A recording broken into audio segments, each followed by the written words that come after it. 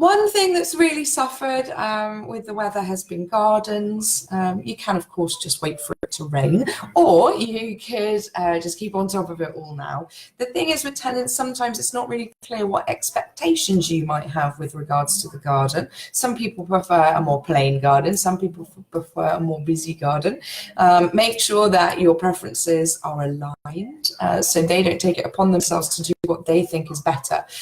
Make sure that actually within the inspection report there's a whole section and you actually detail the current condition, what plants and shrubs are there, and also ask them to make sure the tenants make sure that they are cutting all of the shrubs and everything back before winter hits. Not only does it make sure it keeps it clean and tidy, it just prevents any sort of overgrowing which can encourage pests, and also make sure that in the winter nothing dramatic happens.